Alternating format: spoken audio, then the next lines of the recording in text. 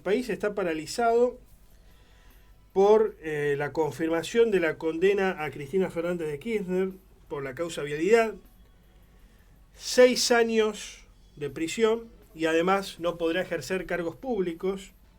Obviamente, entiendo, no se va a cumplir a rajatabla. ¿Por qué? Porque Cristina ya tiene determinada edad, por ende le correspondería la domiciliaria. Y por ende, bueno, entiendo que va a haber alguna, no sé, alguna apelación. Algunos dicen que a lo internacional no se puede ir, pero bueno, de alguna forma los abogados van a encontrar para apelar esto, ¿no? Los abogados van a encontrar alguna forma para apelar esto. Pero bueno, ¿qué podemos decir? A ver, creo que Cristina está jugando a ser Perón o a ser Irigoyen.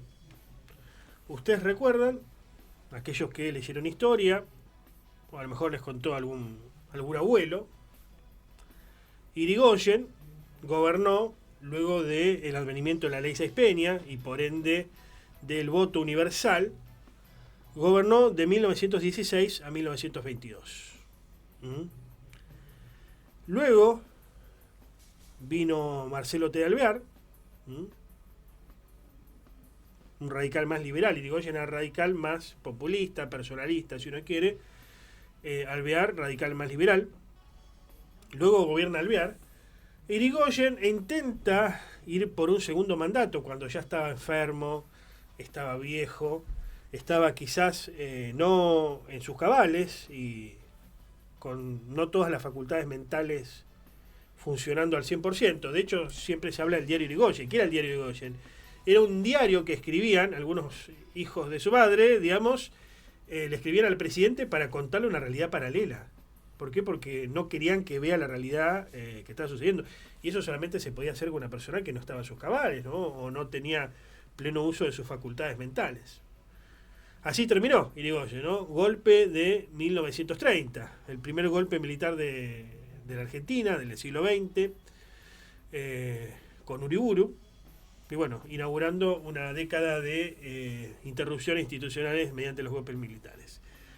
El otro que intenta forzar la historia, y va en este caso por un tercer mandato, fue Juan Domingo Perón. Juan Domingo Perón vuelve después del exilio, de varios años de exilio, y la situación va decantando en su candidatura. Primero es Campo en el gobierno, pero en el poder no podía postularse Perón por cláusulas que había puesto la dictadura de Lanusse. Bueno, hay toda una suerte de jugarretas para correrlo a Campo, perdón, a Cámpora, al tío Cámpora del medio, del tío como le decía la tendencia, ¿no? Los jóvenes de la izquierda peronista. Y llega Perón, ¿no? 1973 a cumplir su tercer mandato. De alguna manera fuerza la historia Perón. ¿Por qué? Porque primero juega con los montoneros, primero con el sindicalismo. Ve que el sindicalismo lo traiciona, ¿no? O se quiere independizar. Esto de peronismo sin Perón, como decía Augusto Bandor, así terminó Bandor, lo terminó matando. No voy a extenderme sobre este tema. Después Perón apuesta a la guerrilla para presionar al gobierno de Lanusse, para que, bueno, vuelva a las elecciones, vuelva a la institucionalidad y Perón pueda presentarse, porque recordemos que estaba exiliado y le buscaban las 1001 vueltas para que no se presente. Fuerza la historia, Perón. Él sabía que se moría, estaba enfermo, por eso justamente le propone a los radicales hacer la fórmula Perón-Balbín. Perón era el principal líder del peronismo, Balbín era el principal líder del radicalismo. No funciona, esto se oponen algunos peronistas y otros radicales, entre ellos Alfonsín se opone a esto, ¿no? Hay que analizar el papel de Alfonsín, que después pasó a la historia como el padre de la democracia contemporánea. Creo que demócrata tenía poco, más de oportunista que otra cosa, pero bueno, es otro análisis. La cuestión es que fuerza la historia a Perón y no le va bien. Se muere y viene después en 1976, queda María Estela Martínez de Perón, su mujer, le hace la vida imposible a María Estela Martínez de Perón, a Isabel Perón o Isabelita como se la conocía, y viene el golpe militar, la dictadura más sangrienta y la última que tuvimos en la Argentina a partir del 24 de marzo de 1976. ¿Por qué hago esta introducción? Porque Cristina está intentando forzar la historia.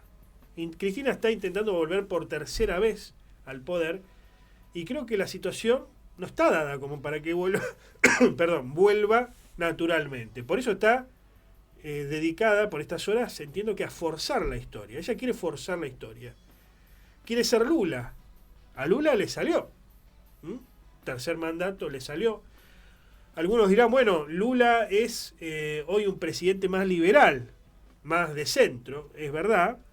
También, a ver, entre Cristina y Lula hay una distancia importantísima. Cristina siempre fue una abogada que estuvo en el sur haciendo algunos negocios inmobiliarios y después pasa a la política. Lula fue un trabajador que la pasó mal durante las dictaduras, trabajador metalúrgico, que le faltan algunas partes de sus dedos, falanges. ¿Por qué? Porque justamente era trabajador metalúrgico y se lo rebanó trabajando.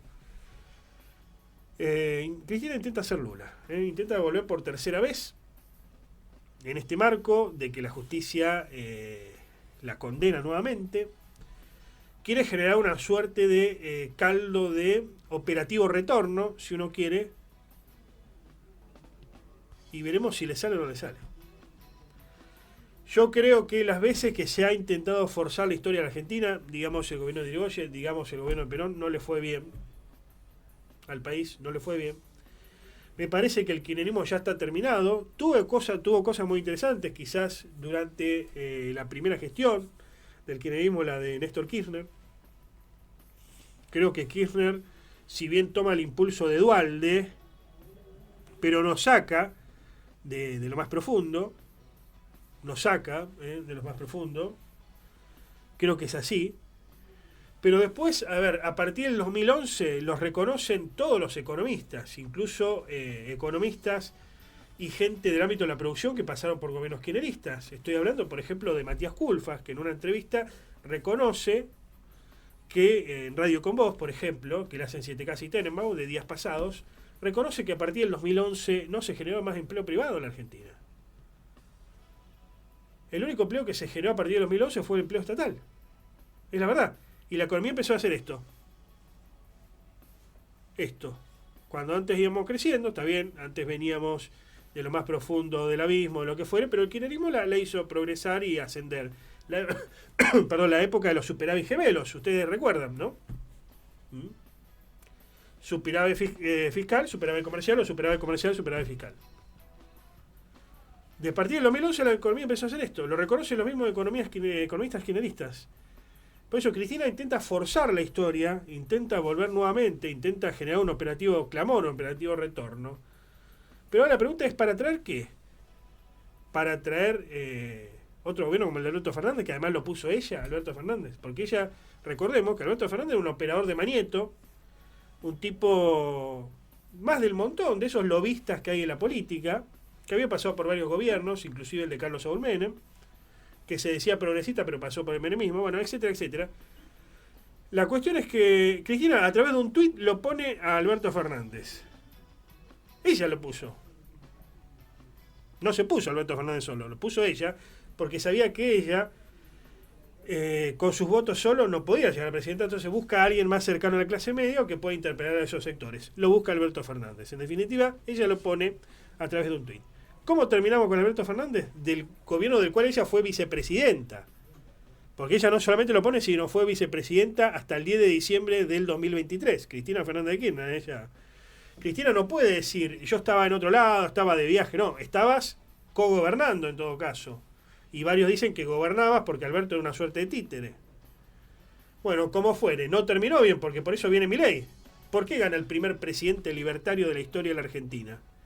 Porque dejaron tal descalabro, muchachos y muchaches, lenguaje que utilizaba el kirchnerismo alguna vez, que la gente dijo, basta, hasta acá. Y vino Milei. O sea que volver a intentar llegar al poder, forzar la historia, no sé si va a ser bueno. No sé si va a ser bueno. Creo que Cristina está haciendo eso en este marco, está jugando a ser Perón. Creo que entre Cristina y Perón hay una distancia como de acá hasta Júpiter. Pero bueno, veremos. Esperemos que esto no termine mal para la Argentina. No quiero ser agorero, pero como dijimos, las veces que se intentó forzar la historia de la Argentina no terminó bien. No terminó bien la cosa. esperemos que no vengan horas aciagas para el pueblo argentino.